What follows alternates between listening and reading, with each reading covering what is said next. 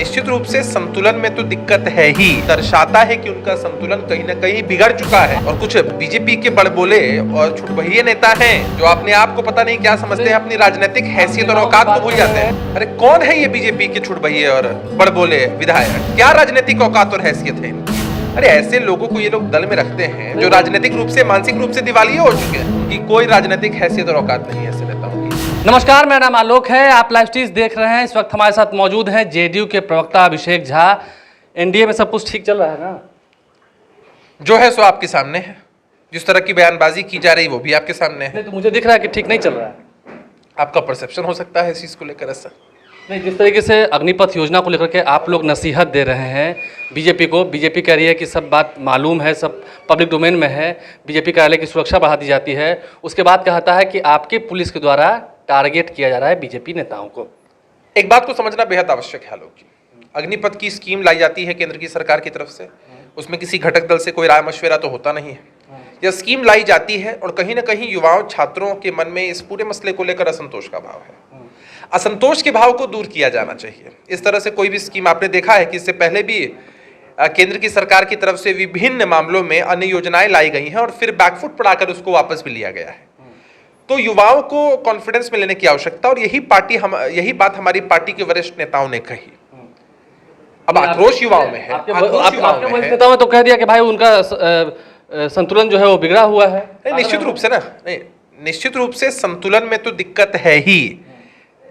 BJP के प्रदेश के अध्यक्ष संजय जायसवाल जी ने बीते समय में भी जिस तरह की बयानबाजी की है, वो इस बात को नहीं समझते हैं कि जब घटक दलों की सरकार होती है तो सबकी कलेक्टिव रिस्पॉन्सिबिलिटी होती है। उस रिस्पॉन्सिबिलिटी को वो नहीं समझते हैं और जिस तरह से अनर्गल बयानबाजी करते हैं वह दर्शाता है कि उनका संतुलन कहीं ना कहीं बिगड़ चुका है। अभी मानते हैं कि मानसिक संतुलन बिगड़ा हुआ है? संतुलन उनका बिगड़ा हुआ है, इस बात के परिचायक वो खुद हैं। बिहार की जनता इसको देख समझ रही है। और कुछ बीजेपी के बड़बोले और छुटभइये नेता हैं जो अपने आप को पता नहीं क्या समझते हैं, अपनी राजनीतिक हैसियत और औकात को भूल जाते हैं। बीजेपी के विधायक कह रहे हैं कि अगर नीतीश कुमार मर जाएंगे, मुझे कहना नहीं चाहिए क्योंकि मैं आपके पार्टी दफ्तर में बैठा हुआ हूं, नीतीश कुमार अगर मर जाएंगे तो जेडीयू को संभालने वाला है कौन? कोई है क्या? अरे कौन है ये बीजेपी के छुटभइये और बड़बोले विधायक? क्या राजनीतिक औकात और हैसियत है इनकी? क्या किया है आज तक इन लोगों ने? बिहार की राजनीति का इतिहास गवा रहा है कि नीतीश कुमार जी ने जब भी जिस भी गठबंधन का नेतृत्व किया है, जनता ने अपना आशीर्वाद उसी गठबंधन को दिया है। 2015 का विधानसभा का चुनाव भूले नहीं है ना। और ये छुटभइये नेता अपनी राजनीतिक बिसात, अपनी राजनीतिक औकात को भूल जाते हैं और हमारे वरिष्ठ नेताओं के प्रति टिप्पणी करते हैं। अरे आदरणीय राष्ट्रीय अध्यक्ष ललन बाबू, संसदीय बोर्ड के अध्यक्ष उपेंद्र कुशवाहा जी ने इतना लंबा राजनीतिक जीवन जिया है, इतने पदों पर रहे हैं, इतनी जिम्मेदारियों को संभाला है। ये लोग कुछ जानते तो हैं नहीं और बड़ी बड़ी बातें करते हैं। यह बातें करके वह दिखलाते हैं कि वो लोग अपने नेता नरेंद्र मोदी जी से भी विरोधाभास रखते हैं।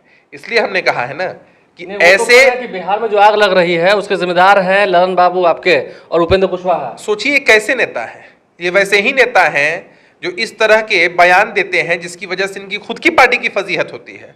याद है ना कि ऐसे ही बड़बोले नेता ने क्या बयान दिया था अल्पसंख्यक भाइयों को लेकर के, कि शाहनवाज हुसैन साहब का भी सर झुक गया था सदन के अंदर, वह भी जवाब नहीं दे पा रहे थे। इनकी खुद की पार्टी की फजीहत हुई थी।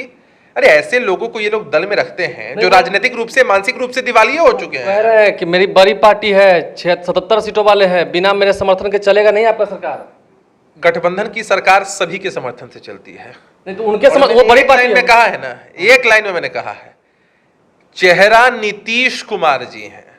बिहार की जनता को भरोसा नीतीश कुमार जी के चेहरे पर है। जिस भी गठबंधन का नेतृत्व करते हैं जनता आशीर्वाद उसी गठबंधन को देती है। ऐसे आप लोग बोलिएगा तो समर्थन वापस ले लेंगे वो तो। कोई हाथ पकड़कर तो समर्थन मांगने नहीं गया था ना। आदरणीय प्रधानमंत्री जी ने कहा था कि हम नीतीश कुमार जी के नेतृत्व में चुनाव लड़ेंगे, नीतीश कुमार जी सूबे के मुखिया होंगे, मुख्यमंत्री होंगे।